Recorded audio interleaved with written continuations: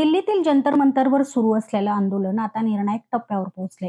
आज संसदेकडे मोर्चा करण्याचा निर्णय घेण्यात आलाय. मात्र त्याआधी आंदोलनस्थळी गोंधळ, विद्यार्थ्यांवर लाठीचार्ज, मोठा पोलीस बंदोबस्त, मेट्रो स्थानक बंद आणि सोनम वांगचुक यांनी उपोषण सोडण्यासाठी घातलेल्या 3 अटी, अशा अनेक घडामोडींमुळे राजधानीत सध्या तणावाचं वातावरण निर्माण झालंय. नेमकं काय घडलंय, सरकारची भूमिका काय आहे आणि पुढं काय होऊ शकतं, चला सविस्तर जाणून घेऊयात. नमस्कार, मी शनाया. आज संसदेकडे काढण्यात येणाऱ्या मोर्चापूर्वी जंतर मंतर परिसरात आंदोलक आणि सुरक्षा दलांमध्ये गोंधळ उडाल्याचं देखील समोर आलेलं आहे. ANIच्या दृश्यांमध्ये काही विद्यार्थ्यांवर लाठीचार्ज झाल्याचं देखील पाहायला मिळालेलं आहे. गर्दी नियंत्रणासाठी पोलिसांनी कारवाई केल्याचं सांगितलं जाते. त्यामुळं आंदोलन हे अधिक तापलं असून परिसरात मोठ्या प्रमाणावर पोलीस आणि सुरक्षा दल दोन्हीही तैनात करण्यात आले आहेत. दरम्यान CGPचे जे संस्थापक आहेत अभिजित दिपके यांनी एक महत्वाचा असा दावा केलाय की त्यांच्या दाव्यानुसार सरकारकडनं चर्चेसाठी संपर्क साधण्यात आलाय.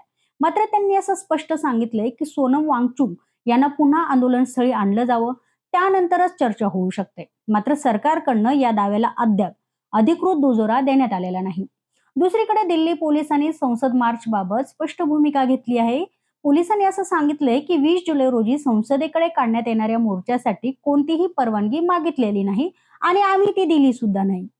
त्यांनी सांगितलंय की संसद अधिवेशन सुरू असल्यामुळे राजधानीमध्ये कडक सुरक्षा व्यवस्थाही लागू करण्यात आली आहे. तसेच प्रतिबंधात्मक आदेश लागू असल्यामुळे 5 पेक्षा जास्त लोकांना एकत्र येण्यावर देखील निर्बंध घालण्यात आले आहेत.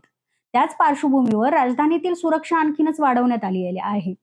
बदरपूर सीमेसह अनेक ठिकाणी वाहनांची तपासणी सध्या सुरू आहे. संसद परिसरात शेकडो पोलीस तैनात करण्यात आले आहेत.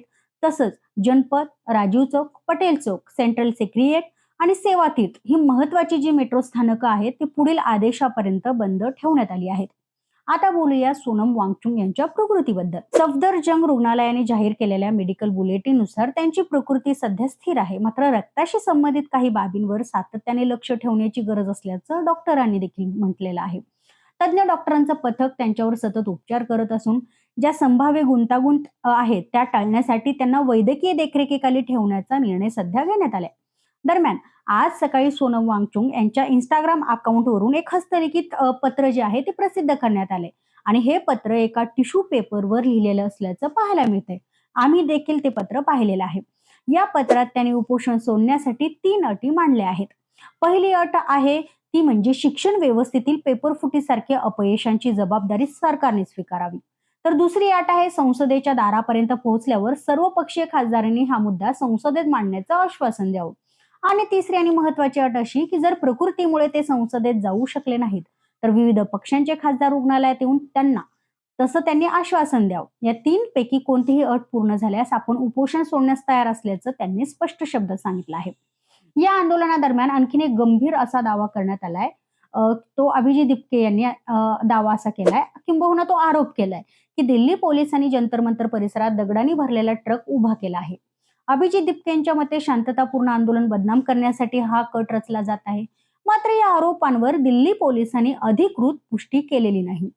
ज्येष्ठ विधिज्ञ प्रशांत भूषण यांनी देखील या दाव्यावर प्रतिक्रिया दिल्याचं माध्यमांवर मी पाहिलंय. त्यांनी असं म्हटलंय की जर खरंच दगडांनी भरलेला ट्रक परिसरात उभा असेल तर ही अत्यंत गंभीर बाब आहे आणि अशा परिस्थितीत कोणतीही हिंसा झाल्यास त्याची जबाबदारी ही प्रशासनावर असणार आहे. दरम्यान आंदोलकांचे आयोजक वारंवार शांततेचं आवाहन करत आहेत. त्यांनी आंदोलकांना स्पष्ट अशा सूचना दिल्यात की कोणतीही चिथावणी मिळाली तरी देखील हिंसाचार करू नका. जर पोलिसांनी अडवलं तर बॅरिकेड तोडण्याचा प्रयत्न देखील करू नका. तर रस्त्यावर शांतपणे बसा आणि पुढील सूचनांची वाट पहा.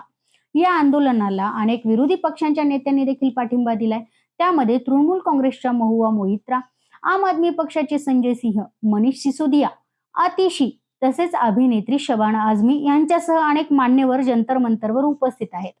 दरम्यान आणखीन एक महत्वाची घडामोड घडली आहे. ऑल इंडिया स्टुडंट असोसिएशन च्या 3 विद्यार्थ्यांनी 23 दिवसांचं उपोषण मागे घेतलं आहे. सामाजिक कार्यकर्ते, खासदार आणि विविध नेत्यांच्या विनंतीनंतर त्यांनी हा निर्णय घेतला आहे. या विद्यार्थ्यांचं 12% अधिक वजन कमी झालं होतं आणि त्यांच्या आरोग्यावर त्याचा गंभीर परिणाम झाल्याचं संघटनेनं सांगितलं आहे. तरीही संसद अधिवेशनादरम्यान शिक्षण आणि परीक्षा व्यवस्थेशी संबंधित मुद्द्यांवर महिनाभर मोहीम सुरू ठेवण्याचा निर्णय या विद्यार्थ्यांनी जाहीर केला होता. एकीकडे संसद मार्च, दुसरीकडे कडक पोलीस बंदोबस्त, रुग्णालयात उपचार घेत असलेले सोनम वांगचुक, सरकारशी चर्चेचे दावे आणि हजारो आंदोलकांची उपस्थिती. या सर्व घडामोडींमुळे आजचा दिवस या आंदोलनासाठी अत्यंत महत्वाचा मानला जातोय. आता सरकार आणि आंदोलक यांच्यात काय तोडगा निघतो का? संसदेत हा मुद्दा किती जोरात गाजतो किंवा उपस्थित होतो आणि सोनम वांगचुक उपोषण सोडतात का, याकडे संपूर्ण राज्याचं लक्ष लागलं आहे. तुम्हाला या आंदोलनाबद्दल काय वाटतं? कमेंट करून मला नक्की सांगा आणि हा व्हिडिओ आवडल्यास लाईक करा, शेअर करा आणि सबस्क्राईब करायला अजिबात विसरू नका. धन्यवाद.